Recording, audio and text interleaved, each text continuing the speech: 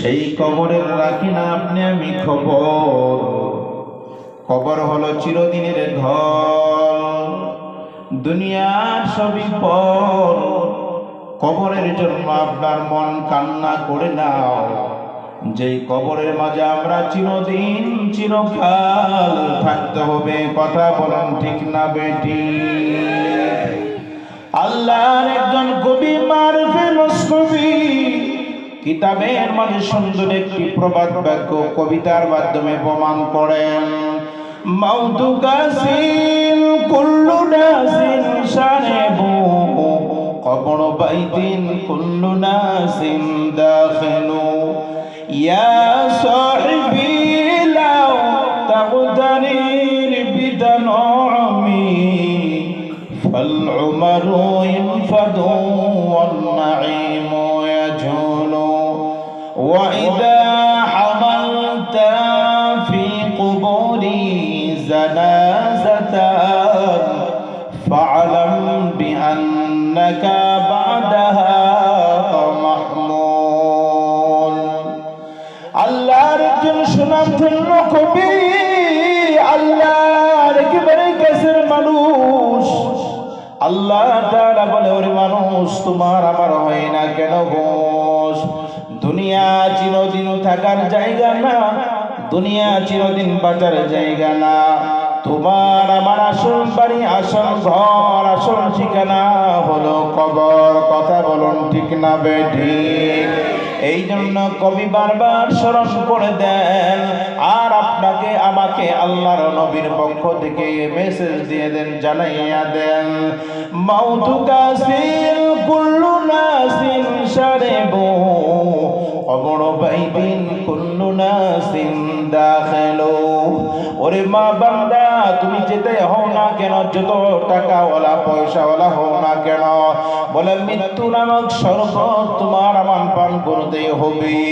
আল্লাহর যখন হুকুম হবে, দুনিয়ার কোনো মানুষ আপনাকে বাধা দিয়ে রাখতে পারবে না।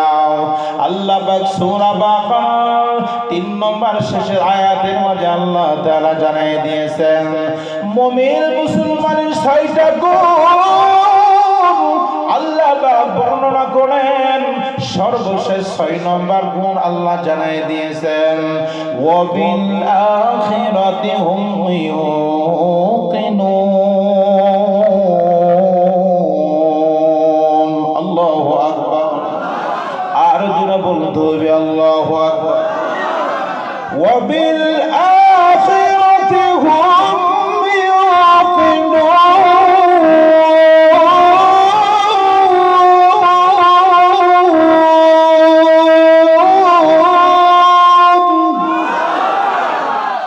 আল্লাহ পাকের ঘোষণা, আল্লাহ তাআলার ঘোষণা, কেন কথা বলে মানো না। আল্লাহ পাক সূরা বাকারা 3 নম্বর শেষ আয়াতের মাঝে আল্লাহ জানিয়ে দিয়েছেন, মুমিন হলো তিনি কবরকে বিশ্বাস স্থাপন করে যিনি। মুমিন হলো তিনি কবরকে মনে প্রাণে বিশ্বাস স্থাপন করবে যিনি। একটু জোরে বলুন না সুবহানাল্লাহ। আল্লাহ পাক অস্বীকার করার কোন সুযোগ নেই। আমাদের আসল বাড়ি, আসল ঘর, আসল ঠিকানা হলো কবর। কথা বলো। যতই সাজাও গাড়ি বাড়ি, এয়ার কন্ডিশন, 3.5 হাত মাটির নিচে হইবে রে আসন, হইবে রে আসন। যতই সাজাও গাড়ি বাড়ি, এয়ার কন্ডিশন, 3.5 হাত মাটির নিচে হইবে রে আসন, হইবে রে আসন। সকাল যদি হতে পারে, সন্ধ্যা হবে না ও মানব। 2 দিনের দুনিয়াতে গর্ব করার নাই রে কিছু নাই। কথা বলুন ঠিক না বেঠিক? এই জন্য আমরা গৌরব করব না, অহংকার করব না। অহংকারীকে আমার আল্লাহ ভালোবাসে না, মৃত্যুকে আল্লাহ তাআলা ভালোবাসে না। এই জন্য পৃথিবীর বুকে আল্লাহ নবী বর্ণনা করে দিয়েছেন। বলে তিরমিজি শরীফের 2307 নম্বর হাদিসের বর্ণনা, মদিনার নবী কামলিওয়ালা বর্ণনা করেন, কথাগুলি কেন মানো না? আকসিরু যিকরা হাদিমিল লাযযাতিল মাউত। ও পৃথিবীর মানুষ, তোমরা বেশি বেশি বেশি বেশি করে কবরের চিন্তা করো। বলে কবরের কথা বারবার তুমি মনে করবা, কবরের কাছে যাইবা, যাওয়ার পরে দিনের ভিতরে একটা ধাক্কা চলে আসবে, কম্পন, আপনার দিনের ভিতরে একটা কেমন জানি দুর্বলতা প্রকাশ পাবে, কাজ করবে।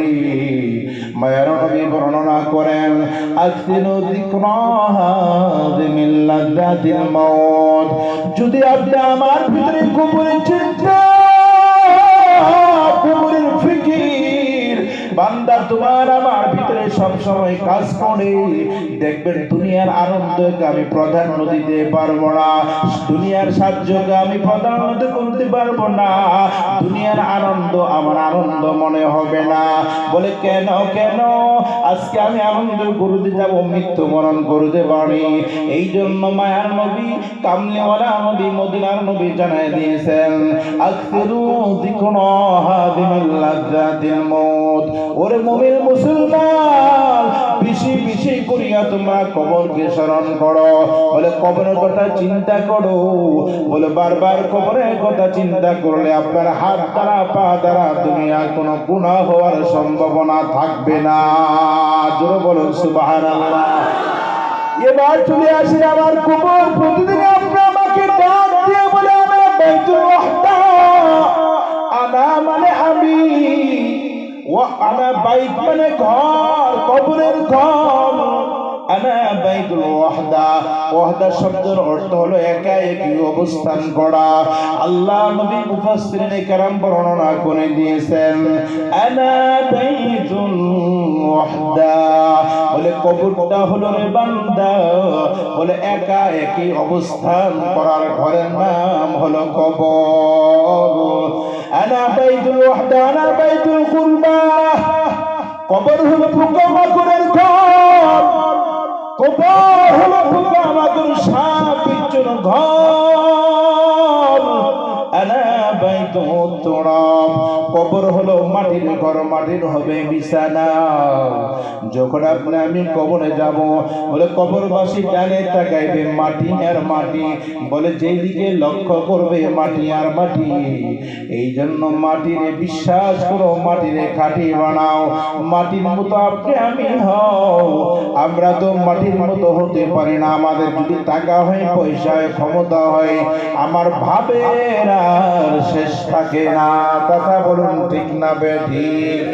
এই জন্য আল্লাহ তাআলা বলেন, ওয়াবিল আখিরাতি হুম ইউকিনুন।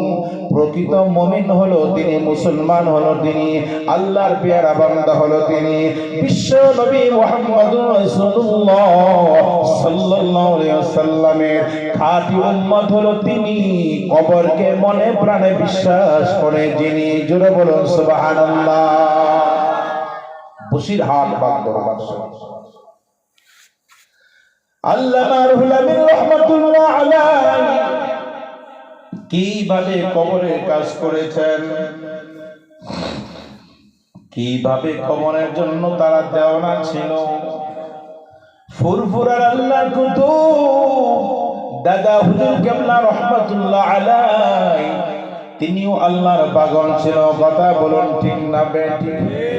আজকে যদি তারা দুনিয়ার ভিতরে বেঁচে থাকবে, আমার মন সাক্ষী দেয়, আল্লাহর কসম, ভারতবর্ষে কোনো হিন্দু মুসলমান ভেদাভেদ খুঁজে পাওয়া যাইত না। আওয়াজ দিয়ে বলুন ঠিক না বেঠিক? আজকে আমাদের দেশ থেকে আল্লাহ চির বিদায় নিয়েছে, আমাদের উপর করে চলে মুসলমান। আজকে আল্লাহ বসিরহাট রাহমাতুল্লাহ আলাইহি যদি জিন্দা থাকতো, মুসলমানের পরিণতি কখনো আল্লাহ তাআলা করতো না। বলে এদের জীবনটা আল্লাহ এমন ভাবে সাজায় দিয়েছিলেন, এমন ভাবে আল্লাহ তাআলা তারা পাগল ছিল।